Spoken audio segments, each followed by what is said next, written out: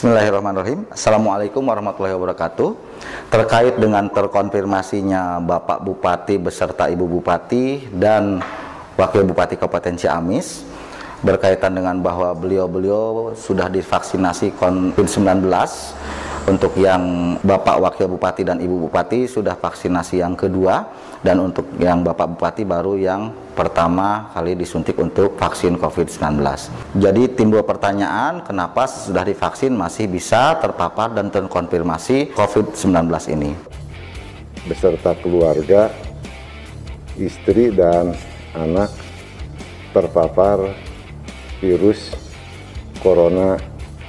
Ini menyampaikan bahwa berdasarkan hasil tes PCR yang dilaksanakan hari ini, saya dinyatakan positif COVID-19. Untuk menjawab pertanyaan masyarakat, dalam hal ini kami menjelaskan, yang pertama adalah untuk penyuntikan vaksinasi COVID-19 yang dalam hal ini Kabupaten Ciamis dan Indonesia pada umumnya kita memakai vaksin produk dari Sinovac dan Sinopharm.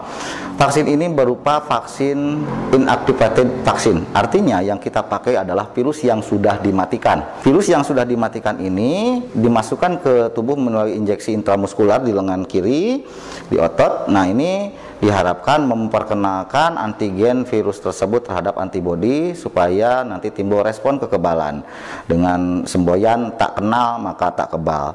Tapi memang untuk timbulnya respon antibodi ini membutuhkan waktu sekitar 1 bulan sampai bahkan ada yang 2 bulan untuk timbul antibodi yang optimal, sehingga ketika terjadi paparan infeksi sebelum hal tersebut terjadi, yang bersangkutan masih bisa terkonfirmasi positif, artinya tertular. Jadi istilahnya antibodi belum terbentuk sempurna, infeksi sudah datang duluan, jadi beliau terkonfirmasi positif. Dan itu terjadi setelah vaksinasi yang kedua 1 bulan itu. Nah, untuk Bapak Bupati seperti halnya kita ketahui semua, beliau baru divaksinasi baru 3 hari sebelum terpapar. Pada hari keempatnya terkonfirmasi positif. Jadi memang bisa dikatakan antibodinya sama sekali belum terbentuk. Jadi sangat mungkin untuk terinfeksi. Untuk Bapak Wakil Bupati dan Ibu Bupati sendiri yang sudah tervaksin 2 kali itu baru sekitar 2 minggu yang lalu itu selesai divaksinasi, dan itu pun sama, optimalisasi pembentukan antibodi belum terbentuk sempurna. Itu untuk pertanyaan yang pertama. Kemudian yang kedua, dalam hal ini tidak ada pernah perlindungan yang sifatnya 100%. Kalau dianalogikan vaksinasi ini sebagai baju pelindung untuk pembalap seperti Rossi, itu saking canggih dan mahalnya pun tetap aja ada kelemahannya. Jadi tidak 100%. Efikasi yang ditimbulkan oleh vaksinasi COVID-19 ini dari uji klinis ada yang menyatakan 65%, ada yang menyatakan 90%. Nah, ini pun berarti ada sekitar 35-10% masih ada kemungkinan terjangkit. Tapi di mana terjangkit pun insya Allah tidak akan menimbulkan dampak yang lebih serius karena memang sudah terbentuk antibodi yang dipaparkan. Itu yang kedua. Berkaitan dengan terpaparnya Bapak Bupati, kita ketahui, kami semua yang selama ini paham betul mengenai kegiatan beliau, memang kita salut atas integritas beliau dalam memberikan pelayanan terbaik untuk masyarakatnya di warga Tatargaluh.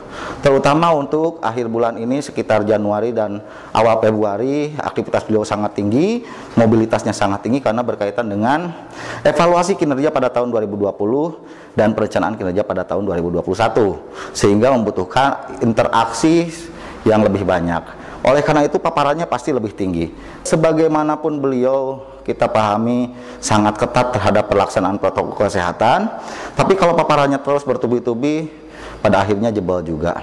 Pada ujungnya kita harapkan Bapak Bupati bisa selesai menyelesaikan isolasinya dan segera sembuh dan bisa beraktivitas bersama kita semua kembali. Nah, kemudian pemahaman terhadap masyarakat. Yang pertama, ada beberapa hal yang dipertanyakan yang sifatnya krusial dan harus dijelaskan. Ketika vaksinasi COVID disuntikan, setelahnya apakah akan menimbulkan reaksi positif terhadap pemeriksaan tes PCR? Tidak. Tes PCR dengan vaksinasi, jadi vaksinasi tidak akan menyebabkan tes PCR resipien vaksin tersebut menjadi positif. Karena yang disuntikan itu adalah virus yang mati, jadi tidak mungkin dia bermultiplikasi atau berjalan-jalan dari otot intramuskular di deltoid ke nasofaring sehingga ketika disuap dia akan menjadi positif. Tidak. Jadi tidak ada hubungan ketika sudah divaksin PCR-nya menjadi positif atau rapid antigennya menjadi positif. Tetapi kalau ditesnya dengan rapid antibody, di mana tes rapid antibody itu adalah untuk mengukur kekebalan tubuh terhadap COVID itu, ada kemungkinan reaktif dan justru itu yang diharapkan. Setelah divaksinasi terdapat kekebalan tubuh sehingga ketika diukur dengan rapid antibody itu akan menimbulkan respon reaktif. Tetapi kalau masyarakat menanyakan bagaimana efektivitasnya? Nah, pengukurannya harus diukur dengan alat ukur yang lebih spesifik lagi, yaitu dengan titrasi antibodi netralitas yang mengukur khusus antibodi spesifik yang melawan COVID-19 ini. Dan di Indonesia hanya baru beberapa buah alat yang bisa mengukur itu. Tapi semuanya sudah dilakukan, makanya keluar emergency use authorization dari BPOM yang menyatakan bahwa vaksin ini efektif untuk menimbulkan kekebalan dalam tubuh resipien vaksin. Demikian, mudah-mudahan masyarakat tetap semangat. Dari hal ini semua menjadi penting untuk kita semua untuk memahami bahwa ketika sudah kita divaksin, satu memerlukan waktu sekitar 1 bulan untuk timbul antibodi yang optimal.